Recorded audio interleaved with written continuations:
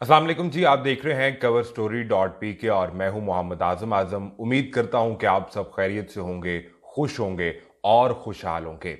नाज़रीन गिरामी, आपको ये याद होगा कि जब अमीरुल मोमिनीन हज़रत उमर रज़ी अल्लाह ताला अन्हो की हुकूमत आई और जब वो अमीरुल मोमिनीन बने तो उन्होंने अपने दौर इक़्तिदार में एक बड़ा आम सा कुलिया ये बना दिया कि पूरी दुनिया के अंदर अगर कोई एक बकरी का बच्चा भी प्यासा मर गया तो उसका जिम्मेदार जो है वो उमर होगा। अब तालिबान ने जो इस्लामी हुकूमत कायम की है, जिसका ऐलान किया गया है और जिसकी खबर हमने आपके सामने रखी थी 11 सितंबर को, तकरीब हलफ बर्दारी होगी जिसमें रूस, चीन, कतर, तुर्की, पाकिस्तान को मदऊ किया जाएगा। कल यानी 11 सितंबर के दिन वो तकरीब हलफ बर्दारी हो रही जा रही है। तो एक तो हमारी ये खबर जो थी ये सच साबित हो गई, लेकिन जो वजीर आजम मुल्ला हसन अखुंद ने जो ऐलान किया है वो बड़ा अहम है और ख़ास तौर पर इसराइल के हवाले से जो ऐलान किया गया वो इंतहाई अहम है।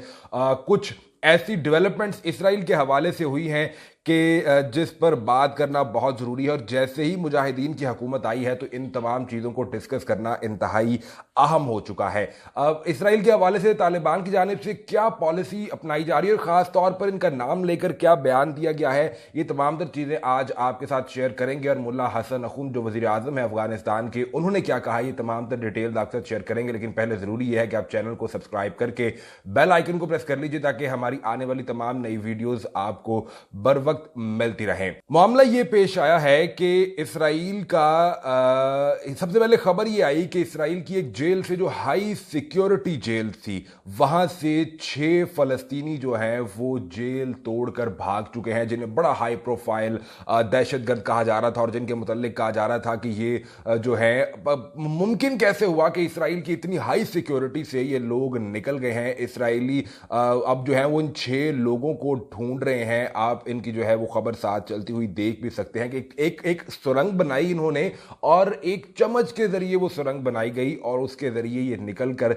चले गए। जब ये मामला पूरी दुनिया के मीडिया ने रिपोर्ट किया, बीबीसी की खबर आप साथ देख भी सकते हैं कि 6 Palestinian prisoner escape Israeli jail through tunnel.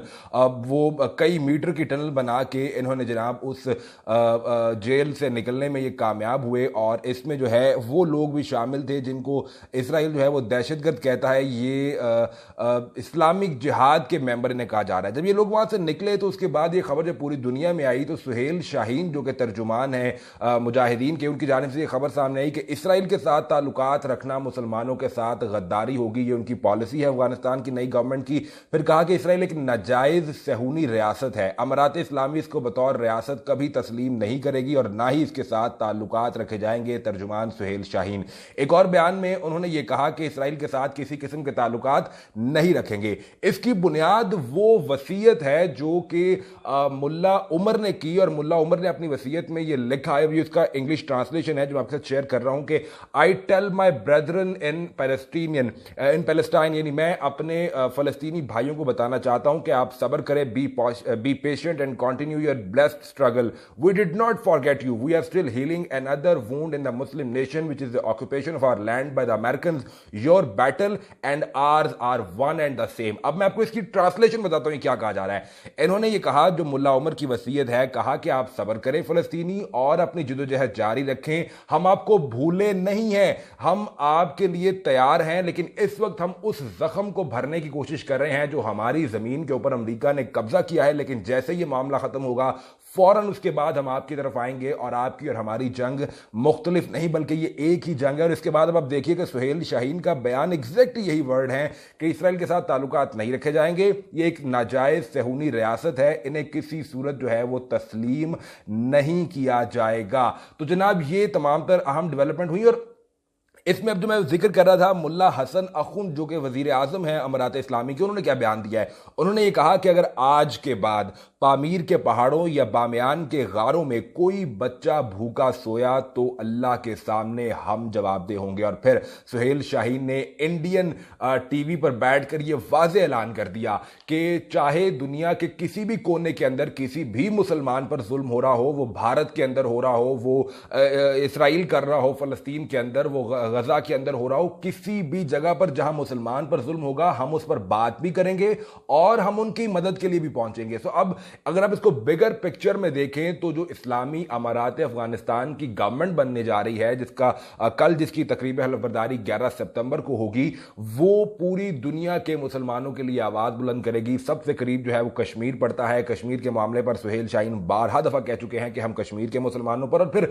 Bharat के अंदर जो मुसलमान रहते हैं उन पर जो जुल्म हो रहा है, हम उस पर भी बात करेंगे। माफ कीजिएगा, कुछ ये मामला तबीयत का खराब है। और उसके बाद उन्होंने ये कहा कि हम जो है वो इसके अलावा पूरी दुनिया के अंदर जहां मुसलमानों पर जुल्म हो रहा होगा उस पर भी बात करेंगे और उनके लिए आवाज उठाना हमारा हक है। तो यही वो मसला है, यही वो डर है जो भारत को मुसलसल डराए हुए है। और फिर यहां तक कि भारत ने पूरे हिंदुस्तान के अंदर ये जो भारतीय आरएसएस के लोग हैं, जो कल मैंने अपनी वीडियो में आपके साथ शेयर भी किया, इन्होंने पूरे हिंदुस्तान के अंदर मुतालबा किया कि आप पाबंदी लगाना शुरू कर दें, मसाजिद पर पाबंदी लगा दें, मदारिस पर पाबंदी लगा दें। ये वो फाशिस्ट गवर्नमेंट और फाशिस्ट नजरिया है आरएसएस का, जो ये कहता है कि आप तमाम मसाजिद के ऊपर और तमाम मदारिस के ऊपर पाबंदी लगा दें। यहां तक कि जो इन्होंने कोशिश भी की है कि दारुल उलूम जो है, जो देवबंद का इलाका है, जो जहां पर मुसलमानों की बड़ी अक्सरियत है, वहां पर कुछ मदारिस को बंद करने का ये नाम देकर कि यहां पर दहशतगर्दी होती है, उनको बंद करने की कोशिश भी की है। लेकिन अब इसराइल के हवाले से ये अहम बयान भी सामने आया है और अब देखिएगा कि वक्त के साथ साथ ये चीजें जो हैं अब ये मजीद वाज़ेह होती जाएंगी। मुल्ला यकूब जो कल सामने आए हैं, वो अपने वालिद की इस वसीयत को साथ लेकर आए और पूरी दुनिया का मीडिया जो है वो इस वसीयत को रिपोर्ट कर रहा है। उनकी जानिब से ये कहा जा रहा है कि मेरे वालिद की ये वसीयत थी कि हमने फलस्तीनियों की मदद करनी है। और दूसरी जानिब फिर साथ अब ये डेवलपमेंट देखिए कि मुख्तलिफ मीडिया पर वो तस्वीर शेयर की जा रही है कि बाथरूम के अंदर से वो सुरंग निकाली गई। 6 लोग जो थे वो इस हाई सिक्योरिटी के अंदर से जो निकले हैं और उन्होंने एक सुरंग खोदी है और बताया जा रहा है कि इतनी तंग सुरंग है कि शायद इसमें कोई शख्स जा भी नहीं सकता और इसके अंदर जो है किसी एक शख्स का गुजरना बड़ा मुश्किल है। लेकिन ये बनाई गई, इसमें से लोग निकले। अब पूरा जो इसराइली मीडिया है और पूरी जो इसराइली एजेंसीज हैं वो इन 6 लोगों को ढूंढने के लिए दिन रात एक कर रही हैं, लेकिन वो ताहाल उन्हें मिले नहीं है और उनकी तलाश जो है वो जारी है। बताने का मकसद ये है कि इसराइल के अंदर भी इस वक्त हालात खराब है। मैंने अपनी वीडियो में आपको बताया था कि गजा के अंदर जो बॉर्डर है उस पर एक बार फिर से शेलिंग, बॉम्बिंग और वहां पर स्ट्रेट फायर किया जा रहा है ब्लाइंड स्पॉट से, यानी यहां पर जहां पर आपको बचने का मौका भी नहीं मिलता। और उसकी वजह सिर्फ ये थी कि ये सेहूनी ताकतें ये जानती हैं कि once there is a strong Islamic government तो इसके बाद इनका सर्वाइव करना मुश्किल हो जाएगा। अमेरिका जो ने सपोर्ट कर रहा था उसका वो यहां पर दोबारा वापस नहीं आ सकता। 20 साल जो अमेरिका ने यहां पर जंग लड़ी और उसके बाद 11 सितंबर की जो तारीख रखी गई है, माहिरीन जो हैं वो जो अफगान अमूर के माहिरीन वो कह रहे हैं कि इसकी बड़ी अहमियत है स्ट्रेटेजिकली कि वो दिन जिसको बुनियाद बनाकर अमेरिका ने 11 सितंबर यानी 9/11 को बुनियाद बनाकर अफगानिस्तान के अंदर हमला किया था, अफगानिस्तान के अंदर अमेरिका दाखिल हुआ था, आज उसी दिन पर अमारात इस्लामी अपनी दोबारा हुकूमत जो है उसका बाकायदा तौर पर आगाज करने जा रही है। तो ये बड़ा अहम मामला है और इंतहाई स्ट्रेटेजिकली इंपॉर्टेंट डेट्स होती हैं और ये डेट्स हिस्ट्री में लिखी जाती है, इन पर बात की जाती है, इन पर बहस की जाती है, इन पर डिबेट की जाती है। वेल ये अब तक की अफगानिस्तान और इसराइल के हवाले से खास तौर पर फलस्तीन के हवाले से फलस्तीनियों के लिए हमारा दिल धड़कता है, वो उसकी सबसे इंपॉर्टेंट डेवलपमेंट थी जो आपके साथ शेयर करना बहुत जरूरी था कि आपको अंदाजा हो कि किस तरह अब मुसलमानों के हालात जो है मुमकिन तौर पर बदल सकते हैं। नई वीडियो के साथ जो नई अपडेट होंगी आपको जरूर आगाह करेंगे। चैनल का ख्याल रखिएगा। अल्लाह हाफिज।